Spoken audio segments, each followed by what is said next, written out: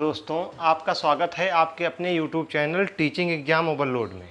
तो साथियों, जैसा कि मैंने आपको बोला था कि इस वीक से आपकी मैराथन क्लासेज स्टार्ट हो जाएंगी। थ्योरी क्लासेज लगभग समाप्त हो गई हैं, एक दो सेशन और बचे हुए हैं जो कि इसी वीक में समाप्त कर दिया जाएगा। उसके बाद अब आपकी मैराथन क्लासेज बचेंगी। तो मैराथन क्लासेज का सिलसिला आज से हम लोग स्टार्ट कर रहे हैं। आज मैथ पेडागॉजी की थ्योरी क्लास देखेंगे जिसमें महा मैराथन होगी, जिसमें मैथ पेडागॉजी में थ्योरी से जितने भी प्रश्न पूछे गए हैं, जिस टॉपिक से, सारे टॉपिक को मैंने उठाया है। सारे टॉपिक को हम लोग इसमें एक क्लास में कवर कर लेंगे। लगभग 1 से 1.5 घंटे की क्लास में हम लोग मैथ पेडागॉजी की संपूर्ण निचोड़ देख लेंगे। उसके बाद इसका पार्ट 2 भी लाऊंगा। पार्ट 2 में मैं अब तक मैथ पेडागॉजी में 2011 से अब तक जितने भी प्रश्न पूछे गए हैं, चाहे हमको 6 घंटे की क्लास बने या 7 घंटे की क्लास बने, मैं आपको संपूर्ण मैथ पेडागॉजी की क्लास करवा दूंगा। पेपर वाले पूरे प्रश्न रहेंगे, उसमें एनसीईआरटी के भी प्रश्न रहेंगे। उसके साथ साथ पेपर में 2011 से अब तक जितने भी मैथ पेडागॉजी में प्रश्न पूछे गए हैं, सारे प्रश्नों को मैं उठाऊंगा और मैं उसकी एक मैराथन क्लास में पार्ट 2 में लाऊंगा, उसको भी कवर कर लूँगा। तो आपकी मैराथन का सिलसिला जारी है। इसी मंथ के लास्ट तक मैं आपको सारी मैराथन क्लासें दे दूँगा। तो आप लोग बेफिक्र रहिए, आप लोग अपनी तैयारी में लगे रहिए और डेली प्रैक्टिस करते रहिए। तो चलिए फिर आज के सेशन को हम लोग स्टार्ट करते हैं। आज के सेशन में हम लोग मैथ पेडागॉजी की मैराथन क्लास देखेंगे जो कि थ्योरी वाइज होगी। इसमें थ्योरी से जिस चीज़ से प्रश्न बनता है, सारी थ्योरी को हम लोग कवर करेंगे। बहुत चित्रात्मक ढंग से मैंने बनाया है। चाहे गणित की प्रकृति हो गई, गणितीय भाषा के अंग हो गए, अब सारी मुक्त अंत वाले प्रश्न हो गए, क्लोज इंडेड क्वेश्चन हो गए। तो जिस टॉपिक से प्रश्न पेपर में पूछे गए हैं, मैंने सारे टॉपिक को कवर किया है। तो यह एक क्लास होगी लगभग 1.5 घंटे की, जिसमें मैं संपूर्ण मैथ पेडागॉजी आपकी कवर कर दूंगा। तो चलिए फिर हम लोग सेशन को स्टार्ट करते हैं। आज के सेशन को स्टार्ट करने के पहले एक छोटी सी रिक्वेस्ट है, हमारे चैनल को लाइक कीजिए, सब्सक्राइब कीजिए, ज़्यादा से ज़्यादा शेयर कीजिए। चलिए फिर आज का पहला पॉइंट देखते हैं। पेडागॉजी यानी गणित। तो गणित के इस मैथ पेडागॉजी का अर्थ क्या होता है? तो गणित के द्वारा हम अमूर्त प्रत्ययों को समझने का प्रयास करते हैं। तो गणित के ही माध्यम से हम लोग अमूर्त प्रत्ययों को समझने का प्रयास करते हैं। गणित पूर्णतः मनोवैज्ञानिक है। तो गणित जो है अपूर्णतः मनोवैज्ञानिक है। गणित विज्ञान का अमूर्त रूप है। तो गणित क्या है? विज्ञान का एक अमूर्त रूप है। गणित स्थान, संख्या, मापन, मात्रा, दिशा, गणना आदि का विज्ञान है। गणित क्या है? स्थान, संख्या, मापन, मात्रा, दिशा, गणना आदि का विज्ञान माना गया है। तो गणित के द्वारा हम अमूर्त प्रत्ययों को समझने का प्रयास करते हैं। गणित पूर्णतः मनोवैज्ञानिक मानी गई है। गणित विज्ञान का ही एक अमूर्त रूप होता है। गणित स्थान, संख्या, मापन, मात्रा, दिशा, गणना आदि का विज्ञान माना गया है। आगमनात्मक एवं प्रायोगिक विज्ञान क्या होता है? तो गणित, इसके अलावा आगमनात्मक एवं प्रायोगिक विज्ञान भी माना गया है इसको। अब हम लोग गणित की प्रकृति के बारे में देखते हैं। यहाँ से पेपर में हर बार 1 से 2 नंबर का प्रश्न आपको मैथ पेडागॉजी में पूछा जाता है, गणित की प्रकृति कैसी है? तो गणित की जो प्रकृति है, तो गणित की जो प्रकृति होती है पूर्णतः तार्किक या दुर्गीत होती है। तो गणित की प्रकृति कैसी होती है? तार्किक होती है। गणित की संकल्पनाएं प्रकृति में श्रेणीबद्ध होती है। तो गणित की जो संकल्पनाएं होती हैं और प्रकृति में श्रेणीबद्ध होती हैं। गणित का ज्ञान सटीक, स्पष्ट तथा यथार्थ। गणित की प्रकृति बेहद ही सरल एवं अन्य विद्यालयी विषयों के पाठ्यक्रम की अपेक्षा सुदृढ़ होती है। तो गणित का जो ज्ञान होता है आज सटीक, स्पष्ट तथा यथार्थ। गणित की प्रकृति बेहद ही सरल एवं अन्य विद्यालयी विषयों के पाठ्यक्रम की अपेक्षा सुदृढ़ होती है। इसके ज्ञान से तर्क शक्ति, चिंतन शक्ति, अन्वेषण शक्ति एवं विश्लेषण शक्ति का विकास होता है। गणित सीखने के लिए हमें किसी जन्मजात योग्यता की आवश्यकता नहीं होती है। तो गणित की जो प्रकृति होती है पूर्णतः तार्किक या दुर्गीत होती है। गणित की संकल्पनाएं प्रकृति में श्रेणीबद्ध होती हैं। गणित का ज्ञान जो होता है सटीक, स्पष्ट एवं यथार्थ। गणित की प्रकृति की तरह बेहद ही सरल माना गया है एवं विद्यालयी विषयों के पाठ्यक्रम की अपेक्षा सुदृढ़ होता है। इसके ज्ञान से हम लोग को तर्क शक्ति, चिंतन शक्ति, अन्वेषण शक्ति एवं विश्लेषण शक्ति का विकास होता है। गणित सीखने के लिए हमें किसी जन्मजात योग्यता की आवश्यकता नहीं होती। हम लोग गणित कभी भी सीख सकते हैं। चलिए आगे बढ़ते हैं। भाषा कैसी होती है? गणित की भाषा कैसी होती है? तो गणित स्वतः स्वयं में एक भाषा है। तो गणित स्वतः ही स्वयं में एक भाषा मानी गई है जो विभिन्न प्रकार की संख्याओं और चिन्हों के माध्यम से चलती है। तो जो विभिन्न प्रकार के संख्याओं चिन्हों के माध्यम से चलती है, गणित स्वतः ही स्वयं की एक भाषा मानी गई है। इसमें संख्याओं चिन्हों के माध्यम से चलाया जाता है। यानी इसमें संख्याओं चिन्हों का प्रयोग किया जाता है। गणित के ज्ञान के लिए किसी नवीन भाषा की आवश्यकता नहीं होती। तो क्या हमें गणित सीखने के लिए किसी और भाषा की जरूरत पड़ती है? नहीं जरूरी ना। गणित तो हम लोग संख्याओं चिन्हों के माध्यम से सीखते हैं ना, इसमें किसी और भाषा की जरूरत नहीं पड़ती। तो गणित के ज्ञान के लिए किसी नवीन भाषा की यानी नई भाषा की हमें ज़रूरत नहीं होती है। गणितीय भाषा के अंग कौन कौन से हैं? तो पहला है पद, प्रत्यय, इसके अलावा सूत्र, सिद्धांत एवं चिन्ह। तो गणित के भाषा के जो अंग माने गए हैं, पद हो गया, प्रत्यय हो गए, सूत्र हो गया, सिद्धांत हो गए, चिन्ह हो गए। गणित की लंबी श्रृंखला, एक संकल्पना से दूसरी संकल्पना का विकास। तो गणित की लंबी श्रृंखला होती है, एक संकल्पना से दूसरी संकल्पना का विकास होता है। यानी मैथ में आप लोग एडिशन सीख लिए, तो एडिशन से आप लोग क्या और क्या क्या कर सकते हैं, एडिशन का प्रयोग करके आगे और भी संकल्पनाएं सीखते हैं ना। जैसे आपको आगे जाएंगे तो आपको बीज गणित में भी एडिशन का प्रयोग करेंगे, तो और आगे एक्स प्लस एक्स जोड़ना सीखेंगे। पहले 1+2 जोड़ना सीखेंगे, तो पहले आप लोग गिनती जोड़ना सीखेंगे। जब गिनती जोड़ना सीख जाएंगे, एडिशन आपको आने लगेगा। आगे चल के आप लोग एक्स प्लस एक्स जोड़ना सीखेंगे। तो ऐसे ही आपको एक संकल्पना से दूसरी संकल्पना का विकास होता रहता है। अब हम लोग अभिसारी या बंद अंत वाले प्रश्न यानी क्लोज इंडेड क्वेश्चन क्या होते हैं, तो यह बहुत इंपॉर्टेंट है। क्लोज इंडेड क्वेश्चन एवं ओपन इंडेड क्वेश्चन, यहाँ से मैथ पेडागॉजी में हर बार आपको 1 से 2 नंबर के प्रश्न पूछे जाते हैं। आप लोग ध्यान से देखिएगा क्योंकि बहुत ही इंपॉर्टेंट पॉइंट है यहाँ। तो अभिसारी या बंद अंत वाले जो प्रश्न होते हैं, जिसको हम लोग क्लोज इंडेड क्वेश्चन कहते हैं, ऐसे प्रश्नों का केवल एक उत्तर होता है। तो क्लोज इंडेड वाले क्वेश्चन जो होते हैं, इनका ऐसे प्रश्नों का केवल एक उत्तर होता है। ऐसे प्रश्न फैक्ट या तथ्य पर आधारित होते हैं, यानी ऐसे जो प्रश्न होते हैं फैक्ट या तथ्य पर आधारित होते हैं।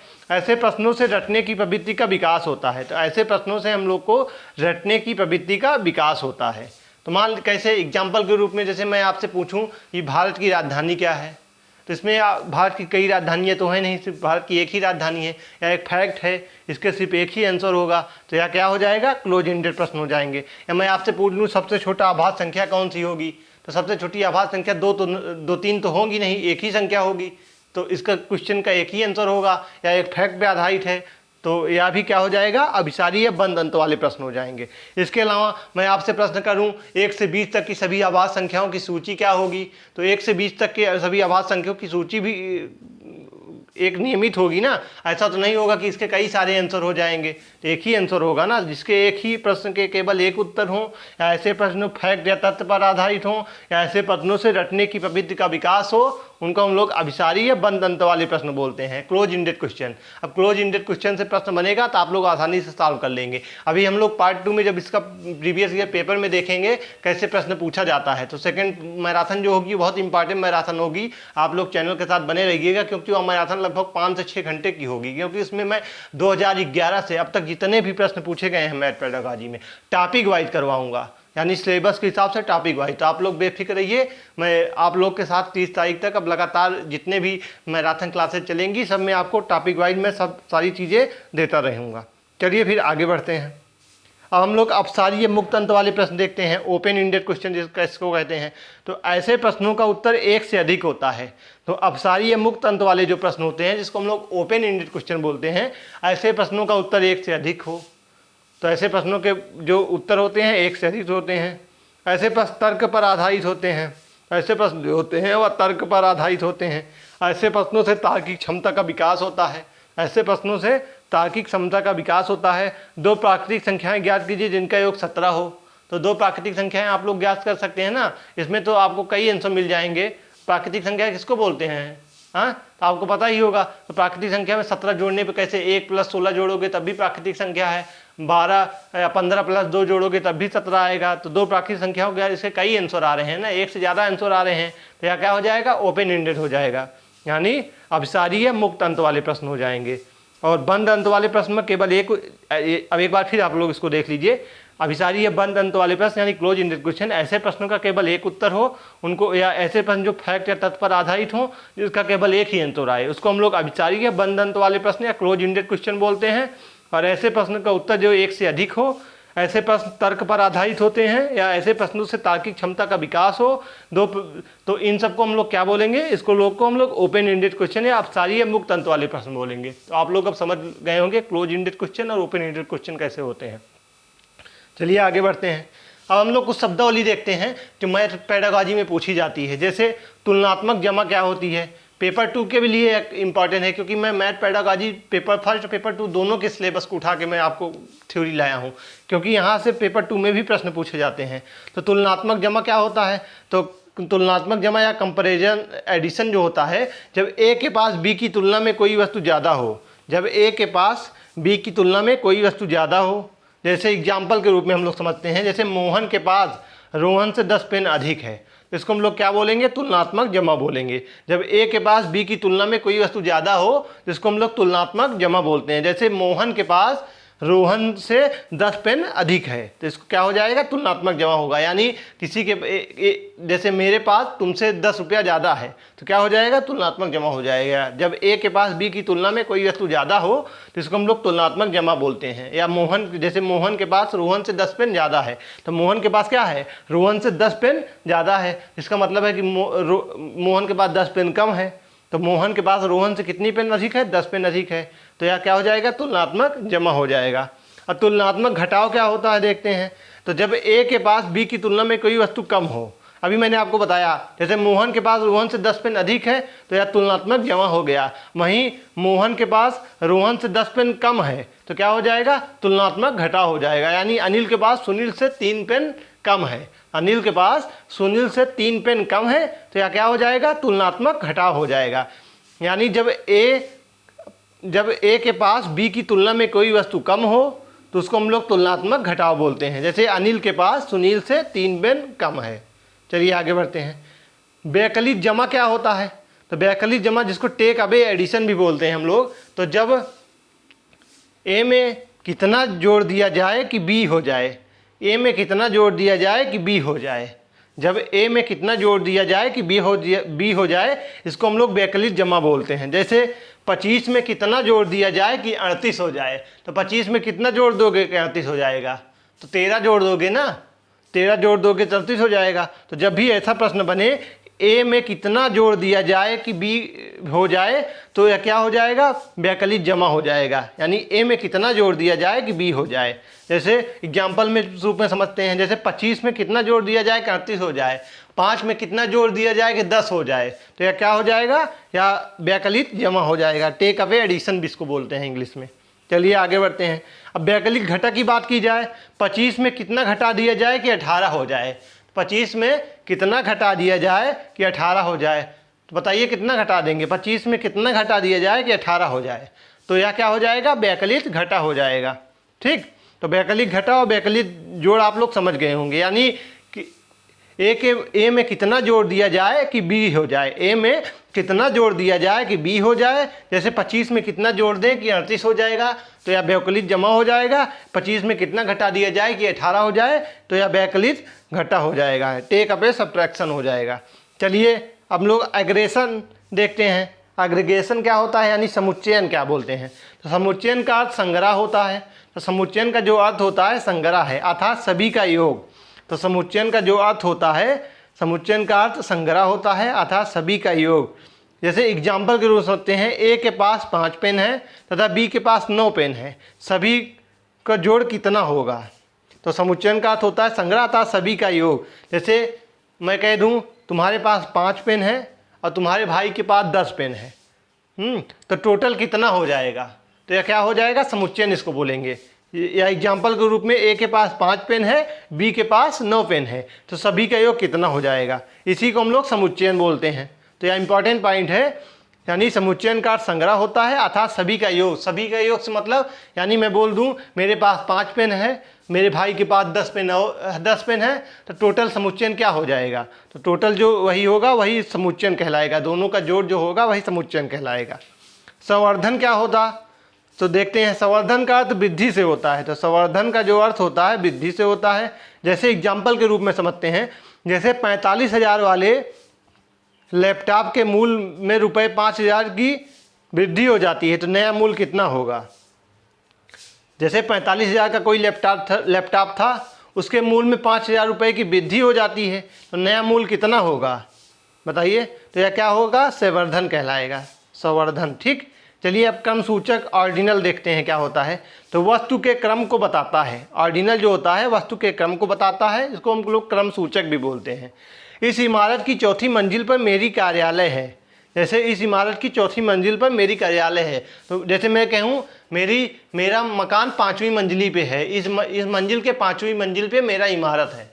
ठीक है, तो यह क्या हो जाएगा, एक क्रम सूचक बता रहा है ना, यानी 5वीं मंजिल पे है, तो यह क्रम से बता रहा है कि पहली, दूसरी, तीसरी, चौथी, 5वीं पे है। इसी को वस्तु के क्रम को बताना ही क्रम सूचक या ऑर्डिनल कहलाता है।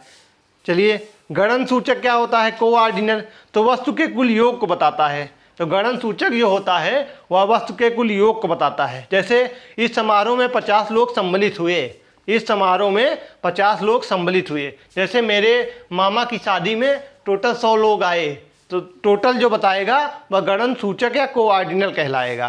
तो इस समारोह में कुल 50 लोग सम्मिलित हुए, तो यह क्या हो जाएगा, गणन सूचक या कोऑर्डिनल हो जाएगा। वस्तु के कुल योग को गणन सूचक कहते हैं। तो यहाँ तक आप लोग समझ गए होंगे। चलिए आगे बढ़ते हैं। गणित में भय के कारण, तो गणित में जो भय के कारण होते हैं, प्रतीकात्मक भाषा, संचयी प्रकृति, गणित की आकलन विधियाँ, सामाजिक वातावरण। क्या हो जाएगा, सामाजिक वातावरण। चलिए आगे बढ़ते हैं। गणित शिक्षण का उद्देश्य, गणित शिक्षण का क्या उद्देश्य होता है, हम लोग प्राथमिक स्तर पर देखेंगे, उच्च प्राथमिक स्तर पर देखेंगे। तो गणित शिक्षण का जो स्तर उद्देश्य होता है प्राथमिक स्तर पर, संख्या संबंधी कौशल का ज्ञान कराना। तो बच्चों को संख्या संबंधी कौशल का ज्ञान कराना, गणितीय संक्रिया का विकास, जैसे जोड़ घटाना गुणा भाग आदि बच्चों को सिखाना, यानी गणितीय संक्रिया का विकास जैसे जोड़ घटाना गुणा भाग। माप तौल, बच्चों को माप तौल सिखाना। मूर्त से अमूर्त की धारणा का विकास करना, बच्चों में मूर्त से अमूर्त धारणा का विकास करना।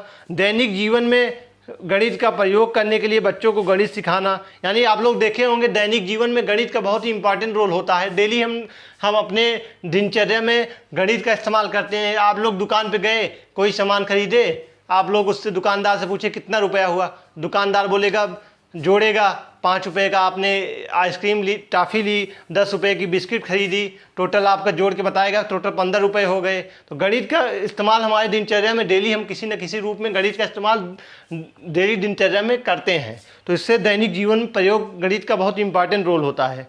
इसलिए प्राथमिक स्तर पर दैनिक जीवन में गणित का प्रयोग कराना, बच्चों को सिखाना है। चलिए अब हम उच्च प्राथमिक स्तर पर देखते हैं।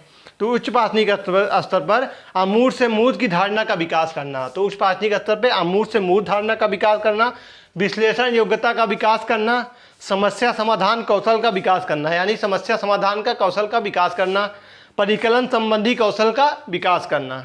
तो उच्च प्राथमिक स्तर पर गणित का जो मुख्य उद्देश्य होता है, अमूर्त से मूर्त धारणा का विकास करना, विश्लेषण योग्यता का विकास करना, समस्या समाधान कौशल का विकास करना, परिकलन संबंधी कौशल का विकास करना। तो आप लोग समझ गए होंगे कि गणित शिक्षण का जो मुख्य उद्देश्य होता है प्राथमिक स्तर पर संख्या संबंधी कौशल का विकास करना, गणितीय संक्रिया का विकास करना बच्चों में, जैसे बच्चों को जोड़ घटाना गुणा भाग सिखाना, माप तौल आदि बच्चों को सिखाना दिनचर्या में, और उसे मूर्त से अमूर्त धारणा का विकास करना, और दैनिक जीवन में गणित का उपयोग सिखाना बच्चों को। और वहीं उच्च प्राथमिक स्तर पर अमूर्त से मूर्त धारणा का विकास करना, विश्लेषण योग्यता का विकास करना, समस्या समाधान कौशल का विकास करना, परिकलन संबंधी कौशल का विकास करना। अब हम लोग कुछ प्रमुख कथन देख लेते हैं गणित में जो पेपर में पूछे जाते हैं। जैसे हागबेन हो गए। हागबेन ने क्या कहा था, गणित संस्कृति और सभ्यता का दर्पण है। तो हागबेन ने क्या कहा था, गणित जो है वह संस्कृति और सभ्यता का दर्पण है। तो हागबेन ने कहा था कि गणित संस्कृति और सभ्यता का दर्पण है। तो गैलीलियो के अनुसार गणित वह भाषा है जिसमें परमेश्वर ने संपूर्ण जगत या ब्रह्मांड को लिख दिया है। तो गैलीलियो ने क्या कहा था, गणित वह भाषा है जिसमें परमेश्वर ने संपूर्ण जगत या ब्रह्मांड को लिख दिया है। वहीं हरलाक ने क्या कहा था, गणित वह मार्ग है जिसके द्वारा बच्चों के मन या मस्तिष्क में तर्क करने की आदत स्थापित होती है। तो लाक ने कहा था कि गणित वह मार्ग है जिसके द्वारा बच्चों के मन या मस्तिष्क में तर्क करने की आदत स्थापित होती है। वहीं रोजर बेकन ने क्या कहा था, तो रोजर बेकन ने कहा था गणित सभी विज्ञानों का सिंह द्वार या कुंजी है। तो गणित सभी विज्ञानों का सिंह द्वार या कुंजी है। ऑक्सफोर्ड डिक्शनरी के अनुसार गणित मापन मात्रा तथा परिणाम का विज्ञान है। ऑक्सफोर्ड डिक्शनरी के अनुसार गणित मापन मात्रा तथा परिणाम का विज्ञान है। तो यह कुछ प्रमुख कथन थे, जैसे इसमें हागबेन का कई बार पेपर में प्रश्न बना है। गणित संस्कृति और सभ्यता का दर्पण है। गैलीलियो ने कहा था गणित वह भाषा है जिसमें परमेश्वर ने संपूर्ण जगत या ब्रह्मांड को लिख दिया है। हर्लॉक ने कहा था गणित वह मार्ग है जिसके द्वारा बच्चों के मन या मस्तिष्क के तर्क करने की आदत स्थापित होती है। रोजर बेकर ने कहा था गणित सभी विज्ञानों का सिंहद्वार एवं कुंजी है। ऑक्सफोर्ड डिक्शनरी के अनुसार गणित मापन मात्रा तथा परिणाम का विज्ञान है। चलिए हम लोग आगे बढ़ते हैं। इस कथन को आप लोग जानते रहिएगा क्योंकि पेपर में यहाँ से प्रश्न बन जाते हैं, तो आप लोग इंपॉर्टेंट था इसलिए मैंने इसको ले लिया। अब हम लोग एनसीएफ के बारे में देखते हैं। तो एनसीएफ की जो फुल फॉर्म होती है नेशनल करिकुलम फ्रेमवर्क। तो एनसीएफ कब कब आया था? 1975, 1988, 2000, 2005, 2022। ठीक, टोटल 5 एनसीएफ अब तक आ चुके हैं। एनसीएफ 2005 के अध्यक्ष कौन थे? प्रोफेसर यशपाल थे। तो अध्यक्ष कौन थे? प्रोफेसर यशपाल थे।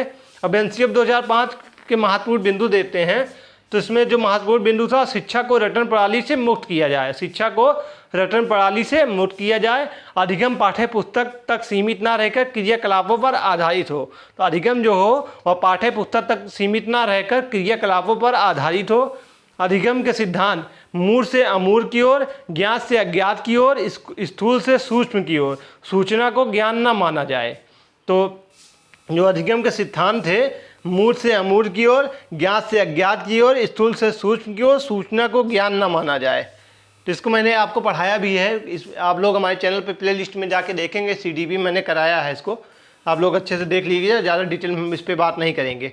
प्राइमरी स्कूल में चौपड़, अनुमान लगाना, सममिति गणितीय पाठ्यक्रम के भाग हैं। तो प्राइमरी स्कूल में चौपड़, अनुमान लगाना, सममिति गणितीय पाठ्यक्रम के भाग माने गए हैं। प्राइमरी क्लास में गणित शिक्षा के लिए एकीकृत उपागम प्रयोग में लाना चाहिए, यानी इंटीग्रेटेड सर्कुलम लाना चाहिए। प्राइमरी क्लास में गणित शिक्षा के लिए एकीकृत उपागम प्रयोग में लाना चाहिए। प्राइमरी स्कूल में चौपड़, अनुमान लगाना, सममिति गणितीय पाठ्यक्रम के भाग माने गए हैं। बच्चे के गणितीकरण की क्षमता का विकास करना होता है। तो प्राइमरी स्तर पे बच्चों के गणितीकरण की क्षमता का विकास करना। चलिए, दिक्स्थान संबंधी समझ को बढ़ाना, बच्चों के दिक्स्थान संबंधी समझ को भी बढ़ाना है। अब हम लोग शिक्षण विधियाँ देखते हैं कौन कौन से, इसके प्रकार के बारे में हम लोग बात करेंगे। और सारी विधियाँ मैंने एक वीडियो में आपको कराया है, प्लेलिस्ट में आप लोग सीडीपी के जा देख सकते हैं। मैं आइकन पे भी देख लूँगा, ऊपर आइकन पे भी आपको दिखेगी, आप लोग वहाँ से भी देख सकते हैं। मैं पूरी जितनी भी विधियाँ होती हैं 15 नंबर एक विधि से मैं कराया हूँ, आप लोग उसको देख लीजिएगा क्योंकि विधियों से भी पूछे जाते हैं। कौन कौन सी विधियाँ होती हैं? आगमन विधि, निगमन विधि, व्याख्यान विधि, विश्लेषण विधि, संश्लेषण विधि, प्रयोगशाला विधि, अनुसंधान विधि, समस्या समाधान विधि, यानी inductive method, deductive method, lecture method, analytic method, scientific method, laboratory method, research method, problem solving method. ठीक, अब हम लोग आगे बढ़ते हैं। निदानात्मक शिक्षण क्या होता है? तो निदानात्मक जो होता है, जिसका अर्थ होता है कमियों का पता लगाना, यानी निदानात्मक शिक्षण का जो अर्थ होता है कमियों का पता लगाना। इस शिक्षण में अध्यापक जो होता है बालक के अधिगम में हो रही समस्याओं का पता लगाता है। तो इसमें अध्यापक क्या करता है? बालक के अधिगम में हो रही समस्याओं का पता लगाता है एवं उसका उपचार कैसे किया जाए इसका निर्धारण करता है। इस शिक्षण विधि का पहला चरण समस्याग्रस्त बालकों का पता लगाना है तथा दूसरा चरण समस्याग्रस्त बालकों की कमियों का पता लगाना है। यानी इसमें क्या होता है, जिसका अर्थ होता है निदानात्मक शिक्षण का अर्थ ही क्या होता है? तो कमियों का पता लगाना। इस शिक्षण में अध्यापक बालक के अधिगम में हो रही समस्याओं का पता लगाता है एवं उसका उपचार कैसे किया जाए इसका निर्धारण करता है। इस शिक्षण विधि का पहला चरण समस्याग्रस्त बालकों का पता लगाना, दूसरा चरण समस्याग्रस्त बालकों की कमियों का पता लगाना। चलिए आगे बढ़ते हैं। अगले चरण में अध्यापक का उपचार कैसे किया जाए, यानी अगले चरण में अध्यापक उसका उपचार कैसे करे इसके बारे में सोचे, इस बात का निर्धारण करता है और यह भी ध्यान रखता है कि भविष्य में यह दोबारा ना हो। यानी अगले चरण में अध्यापक उसका उपचार कैसे किया जाए इस बारे में सोचता है या निर्धारण करता है और यह भी ध्यान रखता है कि भविष्य में यह दोबारा ना हो। उपचारात्मक शिक्षण क्या होता है? तो इस शिक्षण में शिक्षक बालक के अधिगम में हो रही कमियों को दूर करता है। अभी तो बच्चों के निदानात्मक शिक्षण में अध्यापक ने बच्चों की कमियों का पता लगाया और उसके बारे में सोचा कि इसकी कमियों को कैसे दूर किया जाए। उसके बाद अब आएगा कि उस कमियों को कैसे दूर करें। तो उपचारात्मक शिक्षण में बालक के अधिगम में हो रही कमियों को दूर कर दिया जाता है। चलिए आगे बढ़ते हैं। अनौपचारिक मूल्यांकन या रचनात्मक मूल्यांकन क्या होता है? तो अनौपचारिक मूल्यांकन या रचनात्मक मूल्यांकन, इस मूल्यांकन का प्रयोग अध्यापक पढ़ाते समय यह जांच करने के लिए करता है कि बच्चे ने ज्ञान को कितना ग्रहण किया। या मूल्यांकन पाठ के बीच में किया जाता है। तो इस मूल्यांकन का जो प्रयोग होता है अध्यापक पढ़ाते समय यह जांच करने के लिए करता है कि बच्चे ने ज्ञान को कितना ग्रहण किया। या मूल्यांकन पाठ के बीच में किया जाता है। इसकी जो विशेषताएं होती हैं, इसमें अध्यापक और बालक दोनों की प्रतिपुष्टि होती है। इस आकलन के लिए अंक नहीं दिए जाते, इसलिए इसे अनौपचारिक मूल्यांकन कहते हैं। या अधिक से अधिक अधिगम कराने के लिए प्रयोग होता है। या निर्णयात्मक एवं उपचारात्मक दोनों होता है। तो जो अनौपचारिक मूल्यांकन या रचनात्मक मूल्यांकन होता है, इस मूल्यांकन का जो प्रयोग होता है अध्यापक पढ़ाते समय यह जांच करने के लिए करता है बच्चे ने ज्ञान को कितना ग्रहण किया। या मूल्यांकन पाठ के बीच में किया जाता है। इसमें अध्यापक और बालक दोनों की प्रतिपुष्टि होती है। इस आकलन के लिए अंक नहीं दिए जाते, इसलिए इसे अनौपचारिक मूल्यांकन कहते हैं। या अधिक से अधिक अधिगम करने के लिए प्रयोग होता है। या निर्णयात्मक एवं उपचारात्मक दोनों होता है। इसे आंतरिक आकलन भी कहा जाता है क्योंकि यह पूर्णतः कक्षा के अंदर होता है। आप लोग समझ गए होंगे, जो अनौपचारिक मूल्यांकन या रचनात्मक मूल्यांकन होता है, इसमें अध्यापक और बालक दोनों की प्रतिपुष्टि होती है।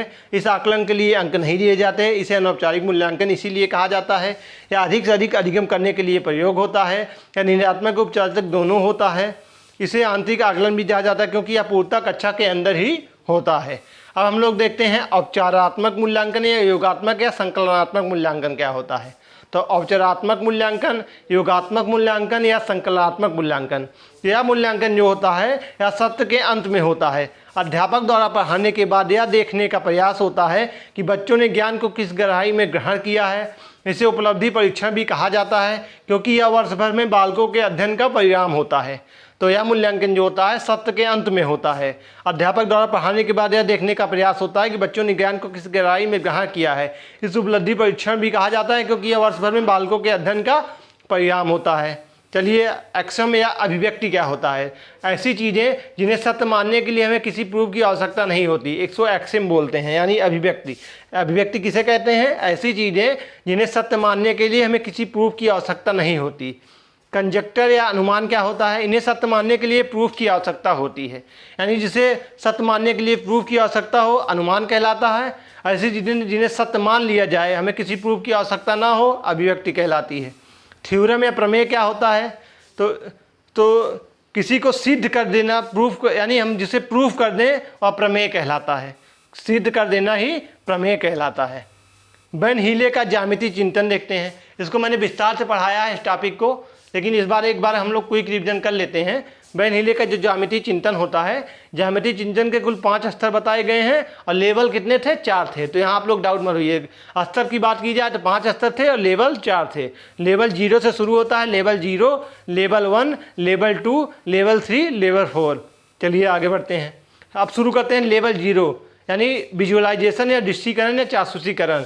तो इस स्तर पर बालक जो होता है ज्यामितीय आकृतियों को उनके आकार के आधार पर वर्गीकृत करता है, अर्थात वह आकृतियों को देखकर वर्गीकृत करता है कि समोसे को त्रिभुज कहता है, बिस्किट को आयत कहता है।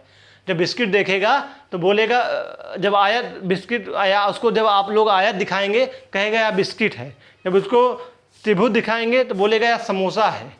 तो इस स्तर पर बालक जो होता है ज्यामितीय आकृतियों को उनके आकार के आधार पर वर्गीकृत करता है, अर्थात वह आकृतियों को देखकर वर्गीकृत करता है, जैसे समोसे को त्रिभुज, बिस्किट को आयत कहता है। अब लेवल 1 एनालिसिस या विश्लेषण। तो इस स्तर पर बालक जो होता है ज्यामितीय आकृतियों को उनके गुणों के आधार पर वर्गीकृत करता है। तो इस स्तर पर बालक जो होता है ज्यामितीय आकृतियों को उनके गुणों के आधार पर वर्गीकृत नहीं करता है, परंतु आकृतियां उनके समांतर तथा अंतर ढूंढ पाता है। एग्जाम्पल के रूप में एक वर्ग की 4 समान भुजाएं होती हैं और प्रत्येक कोण 90 डिग्री का होता है। इस स्तर पर बालक जो होता है ज्यामितीय आकृतियों को उनके गुणों के आधार पर वर्गीकृत नहीं करता है, परंतु आकृतियां उनसे समानता तथा अंतर ढूंढ पाता है। एक वर्ग की 4 समान भुजाएं होती हैं और प्रत्येक कोण 90 अंश का होता है। लेवल 2 इनफॉर्मल डिडक्शन या अनौपचारिक निगमन क्या होता है, या संबंध रिलेशन भी जिसे कहते हैं। इस स्तर पर बालक जो होता है ज्यामितीय आकृतियों के बीच संबंध स्थापित करने लगता है, अर्थात आकृतियों में अंतर स्पष्ट कर लेता है तथा उनमें अंतर ढूंढने लगता है। जैसे वर्ग एक आयत होता है तो इसमें क्या होता है, लेवल 2 में इन्फॉर्मल डिरेक्शन में अनौपचारिक निगमन में यह होता है, इस स्तर पर बालक जो होता है ज्यामितीय आकृतियों के बीच संबंध स्थापित करने लगता है, अर्थात आकृतियों में अंतर स्पर्श कर लेता है और उनमें अंतर ढूंढने लगता है। एग्जाम्पल के रूप में वर्ग एक आयत होता है। चलिए अगला देखते हैं। आयत एक समांतर चतुर्भुज है, तो यह संबंध स्थापित करने लगता है। अब हम लोग लेवल 3 देखते हैं, औपचारिक निगमन, जिसको हम लोग फॉर्मल डिडक्शन भी कहते हैं। तो फॉर्मल डिडक्शन में सूत्रों का प्रयोग करने लगता है, प्रमाण प्रस्तुत करने का प्रयास करने लगता है, आवश्यक और पर्याप्त स्थितियों के बीच विभेद करने में सक्षम हो जाता है। तो लेवल 3 औपचारिक निगमन में क्या होता है, फॉर्मल डिडक्शन में सूत्रों का प्रयोग करने लगता है, प्रमाण प्रस्तुत करने का प्रयास करने लगता है, आवश्यक और पर्याप्त स्थितियों के बीच विभेद करने में सक्षम हो जाता है। तो लेवल 3 में होता है। अब लेवल 4 रीगर में क्या होता है, दृढ़ता में, इस स्तर पर बालक ज्यामिति चिंतन के आधार पर ज्यामिति से संबंधित नई चीज़ें स्वयं से ढूंढने लगता है। तो इसमें क्या होता है, जिस स्तर पर बालक ज्यामिति चिंतन के आधार पर ज्यामिति से संबंधित नई चीज़ें स्वयं से ढूंढने लगता है। पमीला बैग थ्योरी क्या होती है, यहाँ से भी पेपर में कई बार प्रश्न बने हैं। तो इसमें होता है, इन्होंने बताया था इस थ्योरी में कि हाउ टू टीच मैथमेटिक्स को हमें कैसे पढ़ाना है। तो सबसे पहले हमको एक्सपीरियंस दिखाना है, भौतिक वस्तुओं का अनुभव कराना है, उसके बाद हमको चित्रात्मक अनुभव यानी पिक्चर, उसके बाद फिर हम लोग सैम्बल या संकेतात्मक अनुभव का प्रयोग करते हैं। तो गणित पढ़ाने के लिए सबसे पहले हमें एक्सपीरियंस देना है, उसके बाद पिक्चर, फिर सैम्बल का प्रयोग करना है, यानी भौतिक वस्तुओं का अनुभव, उसके बाद चित्रात्मक अनुभव, फिर संकेतात्मक अनुभव। यहाँ से पेपर में प्रश्न बनेगा, तो इसको जानते रहिएगा। EPS, इसकी फुल फॉर्म होती है EPS। ठीक, चलिए आगे बढ़ते हैं। पहला बिंदु क्या है इसमें, पहला सिद्धांत जो है जॉर्ज पोलिया का समस्या समाधान सोपान। क्या है जॉर्ज पोलिया का समस्या समाधान सोपान? इसमें देखते हैं कि ये एक मशहूर गणितज्ञ तथा शिक्षाविद जॉर्ज पोलियो ने अपनी पुस्तक हाउ टू सॉल्व इट, जो कि सन 1945 में प्रकाशित हुई थी, में समस्या समाधान के प्रमुख 4 चरणों पर विचार किया था। तो जॉर्ज पोलियो ने जो समस्या समाधान विधि बताई, उसमें 4 स्टेप बताए। पहला स्टेप क्या था, समस्या को समझे, अंडरस्टैंडिंग द प्रॉब्लम। दूसरा क्या था, एक योजना बनाए। दूसरा क्या था, योजना बनाना था, हमें प्लानिंग बनानी थी। पहला क्या था, प्रॉब्लम को समझे। दूसरा, एक प्लानिंग बनाइए। तीसरा क्या है, उसको लागू करिए, इम्प्लीमेंटेशन करिए उसका। चौथा क्या है, उसकी जांच करना था, उसको पुनः जांचना था, उसका परीक्षण करना था। तो प्रश्न बनता है इसमें कैसे कि चारों स्टेप को क्रम से लगाने कहेगा। तो पहले क्या करेंगे, हम समस्या को पहचानेंगे। दूसरा क्या है, उसकी योजना बनाएंगे, कैसे हल करना है। तीसरा, उसको लागू करेंगे। चौथा, उसकी पुनः सत्यापित करेंगे या पुनः जांचेंगे। चलिए इससे संबंधित प्रश्न देखते हैं। इसमें अगला बिंदु है समस्या को समझे कैसे। समस्या को समझे क्या है कि हमें क्या ज्ञात करना है या क्या पता लगाना है। इसमें पहले इसमें संबंधित होता है। क्या निष्कर्ष तक पहुँचने के लिए दी गई जानकारी पर्याप्त है, इसको देखना पड़ता है।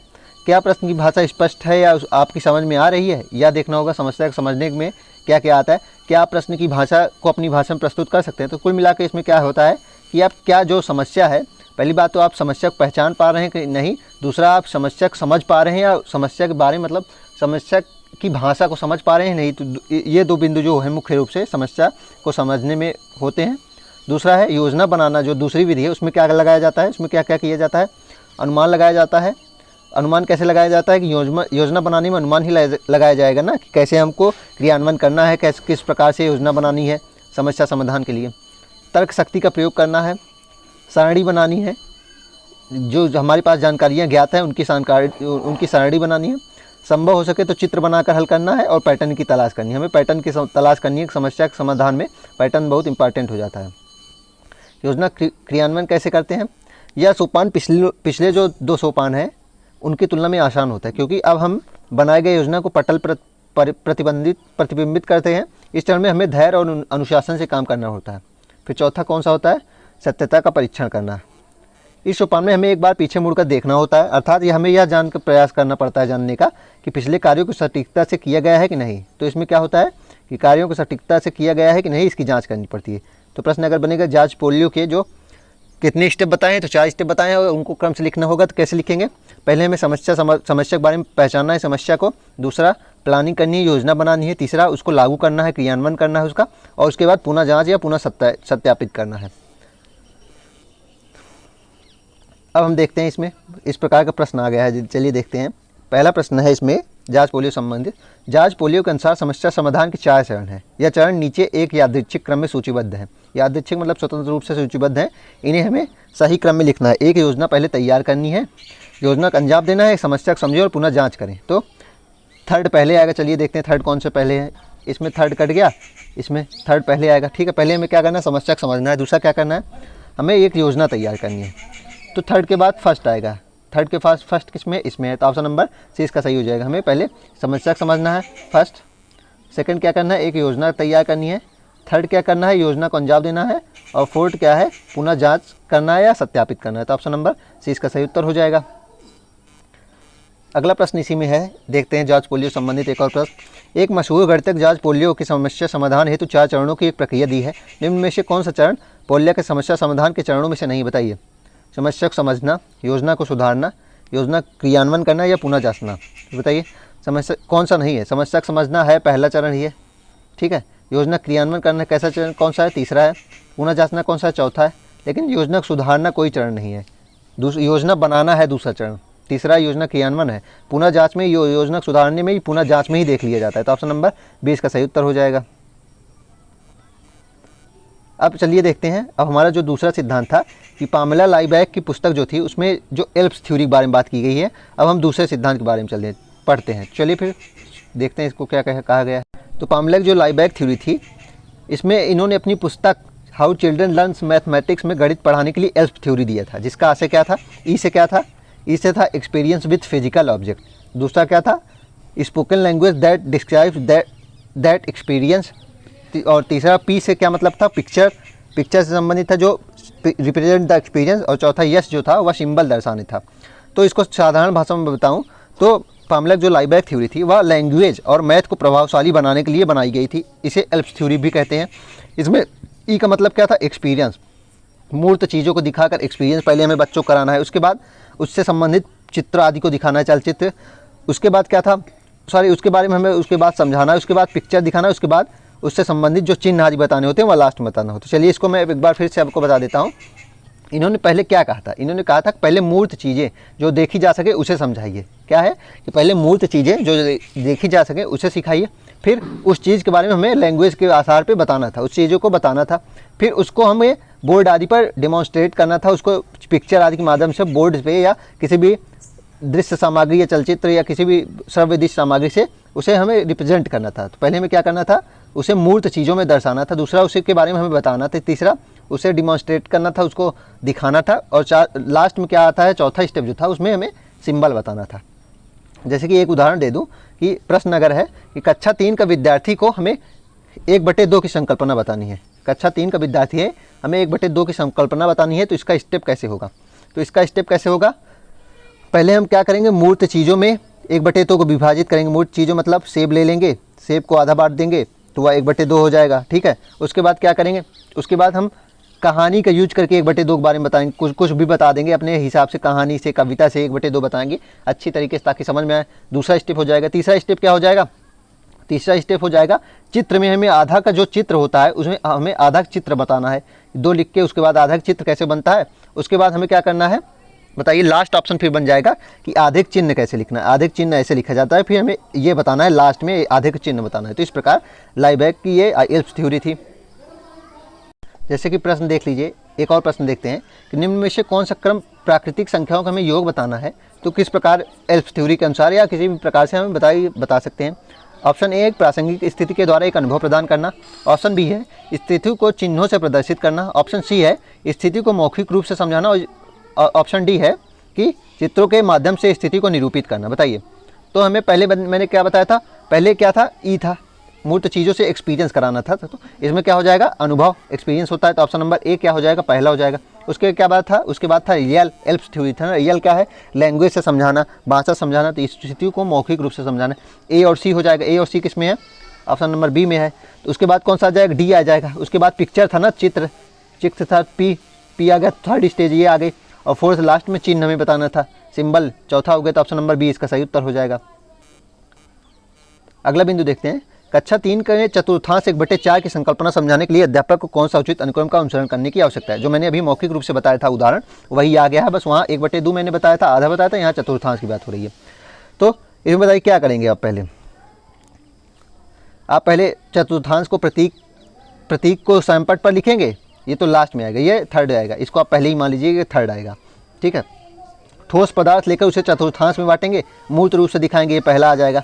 उसके बाद चतुर्थांश को प्रदर्शित करने के लिए चित्र बनाएंगे, ठीक है, ये कौन सा आ जाएगा, दूसरा आ जाएगा। इसमें क्या है, लैंग्वेज जो ऑप्शन है वो नहीं दिया गया है, मतलब 3 ही स्टेज ही दिए गए हैं। तो हमें लेकिन पहले क्या करना है, हमें एक्सपीरियंस वाला करना है पहले। तो इसमें पहले कौन सा आ जाएगा, ठोस पदार्थ लेंगे, उसको चतुर्थांश में बांटेंगे, किसी मतलब कॉपी को ले लेंगे, किसी भी चीज़ को ले लेंगे, कॉपी को सॉरी नहीं बांट सकते हैं, किसी भी फल को ले लेंगे, किसी भी फोम आदि को ले लेंगे, तो उसको हम बांटेंगे। तो इसमें क्या हो जाएगा, कौन सा हो जाएगा, पहले बी आएगा, उसके बाद सी आएगा, उसके बाद ए, हाँ पहले बी आएगा, फिर सी, फिर ए आएगा। तो ऑप्शन नंबर ए इसका, ऑप्शन नंबर बी इसका सही उत्तर हो जाएगा। चलिए अब आगे देखते हैं क्या है वैन हीले का ज्यामिति विचार या वैन हीले की थ्योरी। तो इन्होंने क्या बताया था, इन्होंने बताया था कि बच्चे ज्योमेट्री को किस प्रकार सीखते हैं। तो इन्होंने ज्योमेट्री के बारे में दिया था कि बच्चे ज्योमेट्री को किस प्रकार सीखते हैं, और इन्होंने स्टेज 5 दिए थे। क्या था, स्टेज 5 दिए थे, और लेवल कितने दिए थे, 0 दिए थे, क्योंकि सॉरी लेवल जो था वह 4 दिए थे, क्योंकि लेवल 0 से शुरू हुआ था। तो लेवल 0 शुरू होगा तो लेवल 0 से 4 तक कितने स्टेज हो जाएंगे, 5 हो जाएंगे, लेकिन लेवल 0 शुरू हुआ है तो लेवल 4 ही होगा ना, 0 1 2 3 4 होगा। तो लेवल कितने थे, 4 थे, और स्टेज कितने थे, 5 थे। तो इसमें पहला लेवल जो था वो क्या था, विजुअलाइजेशन, जिसे चाक्षुषीकरण कहते हैं। इसमें क्या था, इसमें बच्चे जो हैं सिर्फ चीज़ें जानते हैं या उन्हें देखकर उनकी इमेज बना लेते थे। तो इस तरह लिखा क्या है इसमें देखते चलिए। इस स्तर पर बालक ज्यामितीय आकृतियों को उनके दिखावट या भुजाओं के आधार पर वर्णित या वर्गीकृत कर लेते हैं। तो इसमें क्या होता है, बच्चे सिर्फ चीज़ों को जानते हैं, मतलब उनके चित्र को देखकर, उनकी भुजाओं को देखकर, उनकी दिखावट को देखकर पहचान लेते हैं। जैसे कि समोसा देखेंगे बोलेंगे त्रिकोण, एक रोटी देखेंगे तो बोलेंगे गोल है, ठीक है। लेवल 1 क्या था, चलिए देखते हैं। लेवल 1 स्टेज 2 जो था वह क्या था, उसमें विश्लेषण आता है। लेवल 1 क्या आता है, विश्लेषण आता है। इसमें क्या होता है, इसमें बच्चा शेप को उनके गुणों के आधार पर वर्गीकरण कर पाता है। इसमें क्या होता है, बच्चा जो है वह उनके गुणों के आधार पर वर्गीकरण कर पाता है। जैसे वर्ग और आयत में फ़र्क जानने लगता है। अगर प्रश्न बनेगा तो किस स्तर पर बच्चा वर्ग और आयत के बीच में फ़र्क जानने लगता है, तो वह लेवल 1 होगा। उसके बाद चलिए आगे देखते हैं। आगे क्या है, लेवल 2 है अनौपचारिक निगमन या इनफॉर्मल डिडक्शन। क्या है, अनौपचारिक निगमन या इनफॉर्मल डिडक्शन। इसमें देखते हैं चलिए क्या होता है। इसमें लिखा है भाषाई आधार पर विभिन्न आकृतियों को परिभाषित कर लेना, समानता या असमानता बता लेना, सूत्र याद कर लेना, परंतु सिद्ध नहीं कर पाना। लेकिन इसमें इसको क्या कहते हैं, इसको रिलेशनशिप भी कहते हैं। ध्यान रखिएगा, इस स्टेप को रिलेशनशिप भी कहते हैं। क्या कहते हैं, रिलेशनशिप में क्या कहते हैं। इसमें क्या होता है, चलिए देखते हैं। इसमें बच्चा इमेज के बीच में रिलेशन बता सकता है, समानता असमानता जैसे कि लिखा है। इसमें इमेज के बीच में रिलेशन बनाना स्टार्ट कर लेता है उनकी सिमिलरिटी के आधार पर, उनकी समानता या उनकी असमानता के आधार पर रिलेशन बताना शुरू कर लेता है। जैसे कि रेक्टेंगल और स्क्वायर जो है, वर्ग और आयत के बीच के कोण के आधार पर उनके अंतर बता देगा कि जिसके चारों कोण बराबर होते हैं, तो रेक्टेंगल और स्क्वायर के दोनों कोण बराबर होते हैं, लेकिन भुजाएं स्क्वायर की चारों समान होती हैं और रेक्टेंगल की जो है आमने सामने की समान होती हैं। तो इस प्रकार उनकी समानता के आधार पर इमेज के बीच में उनकी सिमिलरिटी के आधार पर रिलेशनशिप या अंतर बताने लगता है। अगला स्टेप कौन सा है, अगला स्टेप है लेवल 3, जिसे हम औपचारिक निगमन कहते हैं। इसमें क्या होता है, तर्कपूर्ण तरीके से बालक विभिन्न आकृतियों की परिभाषाओं का निर्माण स्वयं से कर लेता है। तो इसमें क्या होता है, बच्चा फार्मूला और परिभाषा देने लगता है। क्या होता है, बच्चा जो होता है फार्मूला और उसके बारे में फार्मूला देने लगता है और डिफिनीशन देने लगता है। जैसे कि अगर स्क्वायर का फार्मूला पूछेंगे तो वह ए स्क्वायर बताने लगेगा, ठीक है, प्रमेय आधारित उसके बाद ज्ञान हो जाता है। और अगर रेक्टेंगल का पूछेंगे, आयत का पूछेंगे तो यल गुणे बी बताने लगेगा, ठीक है। अब देखते हैं आखिरी जो स्टेप है, लेवल 5, सॉरी इसमें नहीं लिखा गया। लेवल जो 4 होता है और स्टेज 5 होता है, वो कौन सा होता है, दृढ़ता होती है। उसको क्या कहते हैं, दृढ़ता कहते हैं, उसको एक्सियोमेटिक भी कहते हैं, और उसको क्या कहते हैं, उसको रिगोर कहते हैं। क्या कहते हैं, उसको रिगोर कहते हैं। दृढ़ता, एक्सियोमेटिक, रिगोर, ये लेवल 4 और स्टेज 5 होता है। इसमें क्या होता है, बच्चों का जो ज्यामितीय चिंतन होता है वह खुद से चीज़ें बनाने लगता है। बच्चा का जो ज्यामितीय चिंतन का विकास होता है वह एकदम चरम पे हो जाता है, मतलब लास्ट स्टेज पे होता है, और वह खुद से चीज़ें बनाने लगता है। अब इससे संबंधित कुछ और इंपॉर्टेंट बातें ऑनलाइन में मैं आपको बोल देता हूँ, जो इसमें नहीं लिखा गया है, कि इसे ज्यामितीय विकास का मॉडल कहते हैं। इसे क्या कहते हैं, ज्यामितीय विकास का मॉडल कहते हैं, ठीक है।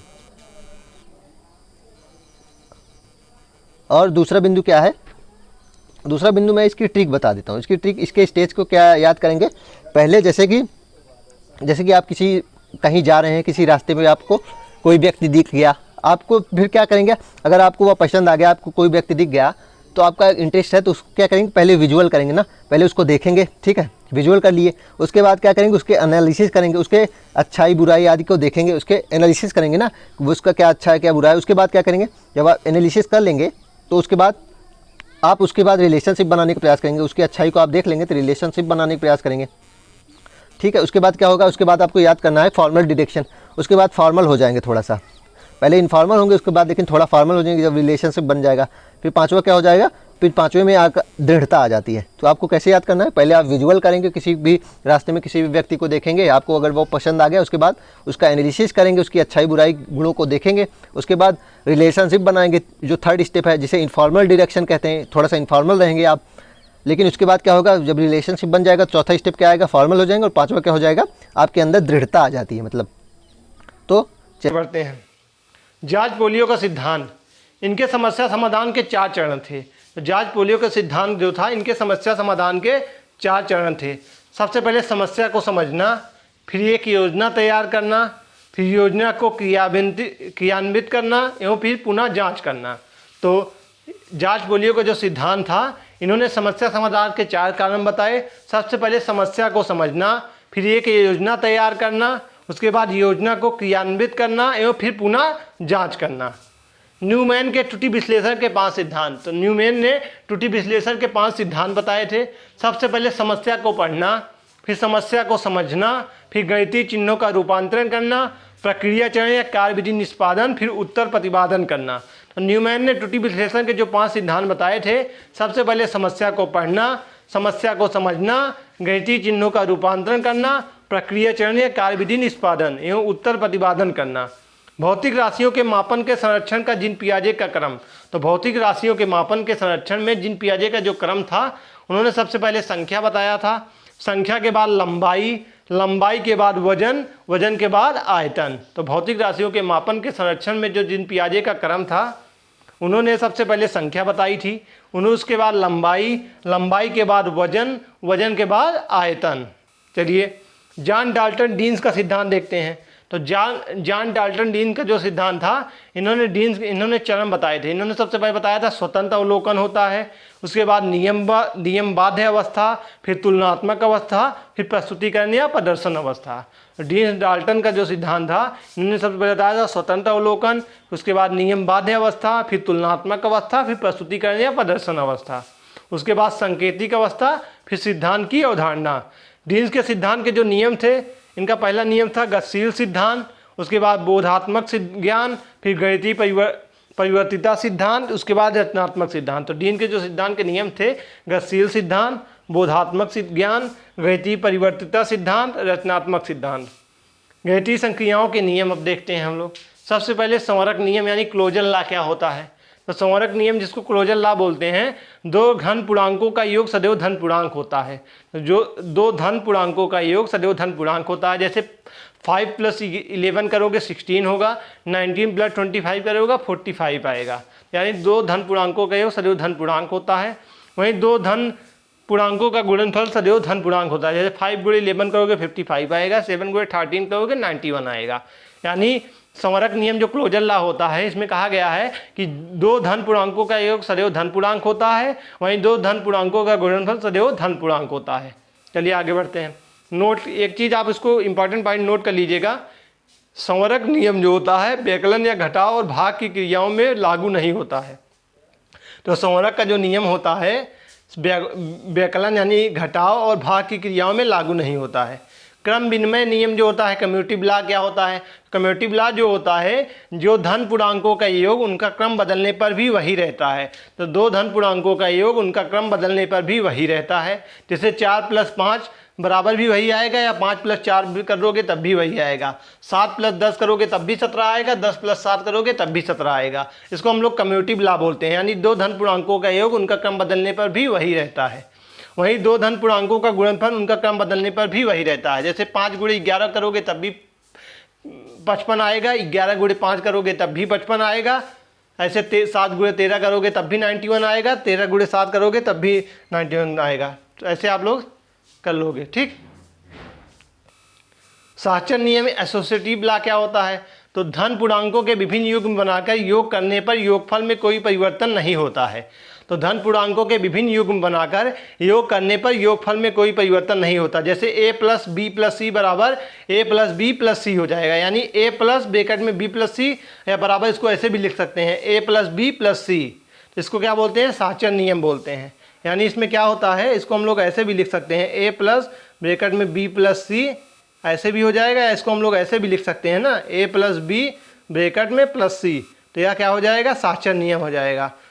या धन पूर्णांकों के, या ऐसे भी लिख सकते हैं 4 प्लस ब्रैकेट में 7 प्लस 9, या इसको ऐसे भी कर सकते थे 4 प्लस 7 प्लस 9। यानी धन पूर्णांकों के विभिन्न युग्म बनाकर योग करने पर योगफल में कोई परिवर्तन नहीं होगा। इसको ऐसे भी जोड़ोगे तब भी वही संख्या आएगी, या इसको ऐसे भी करोगे तब भी वही संख्या आएगी। यानी धन पूर्णांकों के विभिन्न युग्म बनाकर गुणा करने पर भी गुणनफल में कोई परिवर्तन नहीं होगा। जैसे 3 गुणे 5 ब्रैकेट में प्लस गुणे 8 करोगे तब भी वही संख्या आएगी, या बराबर 3 गुणे 5 गुणे 8 ब्रैकेट में कर दोगे तब भी वही संख्या आएगी। चलिए आगे बढ़ते हैं। वितरण नियम या बंटन नियम, डिस्ट्रीब्यूटिव लॉ क्या होता है? तो योग पर गुणन का बंटन नियम कहलाता है। योग पर गुणन का बंटन नियम, यानी a गुणे ब्रैकेट में b प्लस सी बराबर a गुणे b प्लस a गुणे c हो जाता है। तो क्या हो जाता है? योग का गुणन बंटन नियम क्या होता है? a गुणे ब्रैकेट में b प्लस सी होता है, तो इसको तोड़ने पे क्या हो जाता है? a गुणे b प्लस a गुणे c हो जाता है, a गुणे c हो जाता है। यानी a गुणे b प्लस सी क्या हो जाता है? a गुणे b प्लस a गुणे c हो जाता है। चलिए आगे बढ़ते हैं। गुणन का अब आगे हम लोग देते हैं निरसन नियम क्या होता है? Cancellation law. यदि a b और c कोई 3 पूर्ण संख्याएं हैं, शून्य को छोड़कर, तो a प्लस बी बराबर b प्लस सी बराबर क्या हो जाएगा? a बराबर c।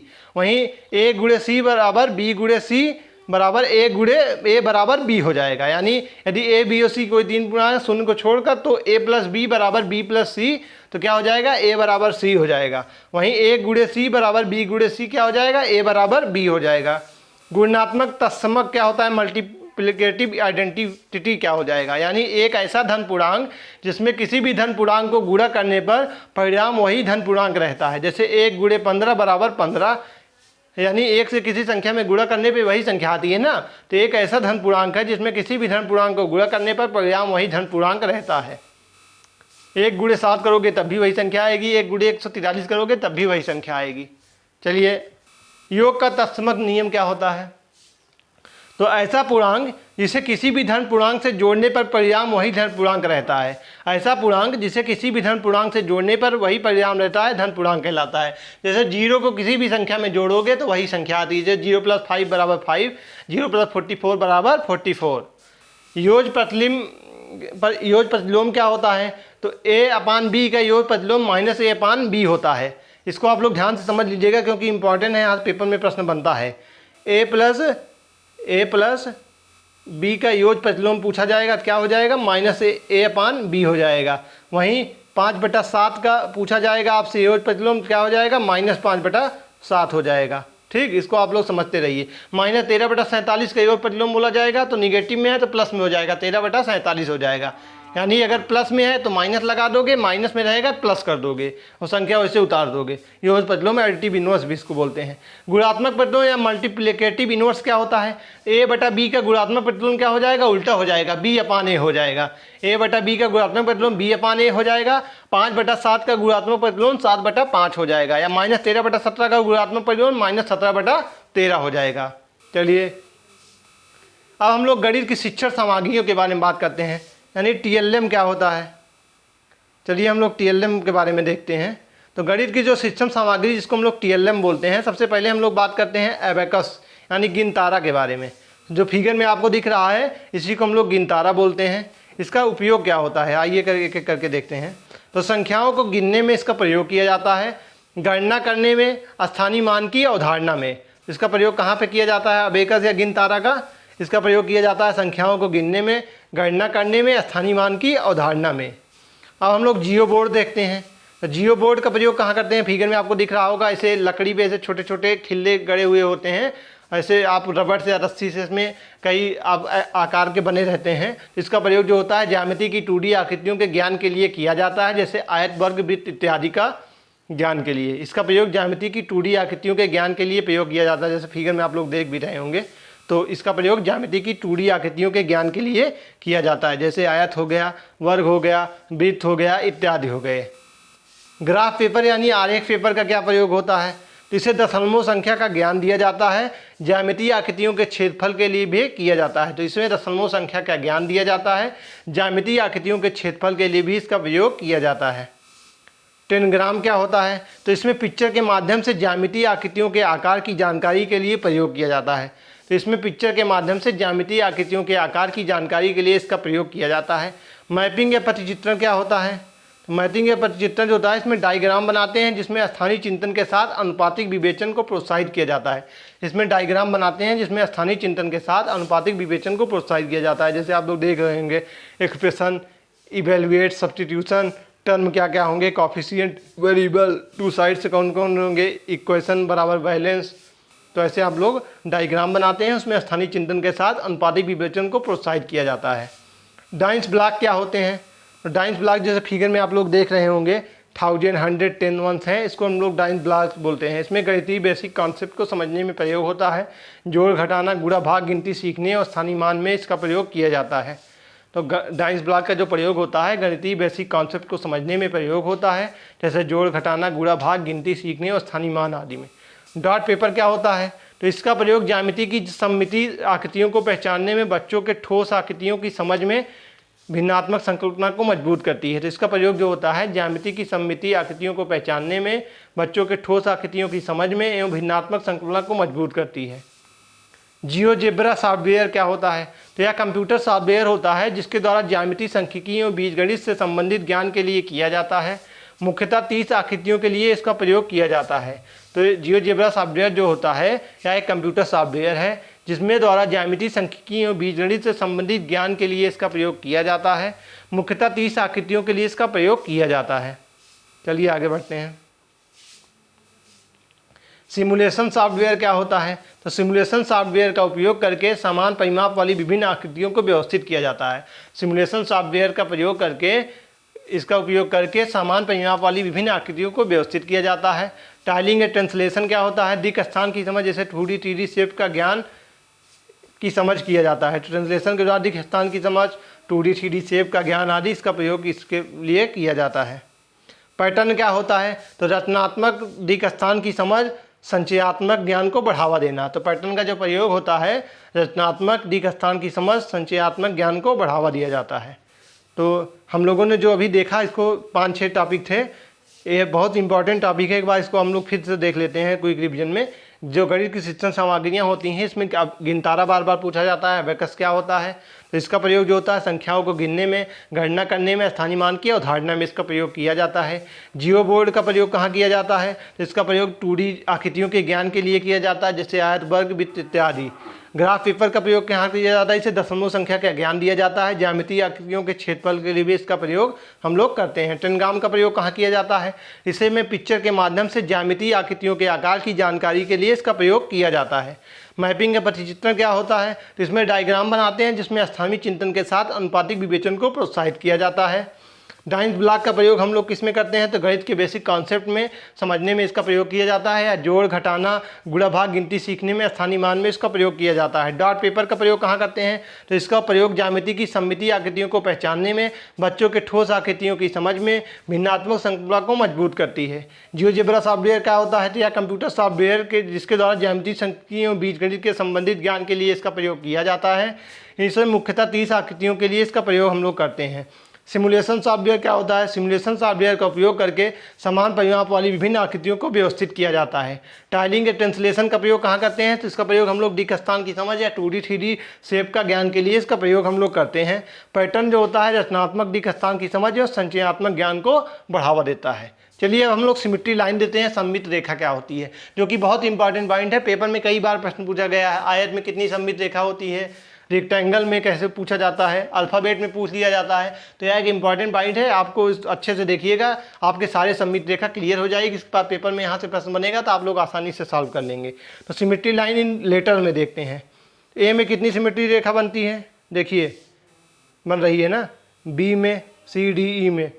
उसके बाद एच में कितनी बन रही है? 2 बन रही है। आई में 2। उसके बाद जे के एल में नहीं बनती, एम में 1 बन रही है, एन में बनती है नहीं बनती है, ओ में 2 बन रही है, पी क्यू आर में नहीं बनती, यस में नहीं बनता, टी में बन रही है 1, यू में बन रहा है, बी में 1 बन रहा है, डब्ल्यू में 1 बन रहा है, एक्स में 2 बन रहे हैं, वाई में 1 बन रहे हैं, जेड में नहीं बन रहे हैं। तो अगर आपसे प्रश्न पेपर में पूछा जाएगा ऐसे कौन से अल्फ़ाबेट हैं जिसमें सममित रेखा नहीं बन जाती है, इसमें विकल्प दे दिया जाएगा। तो F G J K L N P Q R S Z, इसमें कोई भी सममित रेखा नहीं बनती है। इसको फिगर में आप लोग एक बार अच्छे से देख लीजिएगा, रिविजन कर लीजिएगा। चलिए आगे बढ़ते हैं। Line of symmetry in polygon, यानी ट्रायंगल में कौन कौन से बनते हैं। तो सबसे पहले ट्रायंगल में विषम बाहु के बारे में बात करते हैं। तो विषम भाई में नो लाइन ऑफ सिमेट्री होती है, यानी कोई सममित रेखा इसमें नहीं होती है, ठीक। उसके बाद समद्विबाहु में कितने बनते हैं। समद्विबाहु में 1 लाइन ऑफ सिमेट्री होती है, यानी एक सममित रेखा होती है। बीच से समद्विबाहु में एक सममित रेखा होती है, विषम बाहु में कोई भी सममित रेखा नहीं होती। समबाहु में 3 सममित रेखा होती है। देखिए एक बीच से कटा, एक ऐसे एक ऐसे, तो इसमें समबाहु में 3 सममित रेखा होती है। चलिए वृत्त में कितनी सममित रेखा होती है। तो वृत्त में अनंत सममित रेखाएं होती हैं। वृत्त में कितनी सममित रेखाएं होती हैं। तो वृत्त में अनंत सममित रेखाएं होती हैं। समचतुर्भुज में कितनी सममित रेखाएं होती हैं। समचतुर्भुज में 2 सममित रेखाएं होती हैं। आयत में कितनी सममित रेखाएं होती हैं। आयत में 2 सममित रेखाएं होती हैं। समलंब चतुर्भुज में कोई सममित रेखा नहीं होती है। चलिए फिर आज के सेशन को हम यहीं समाप्त करते हैं।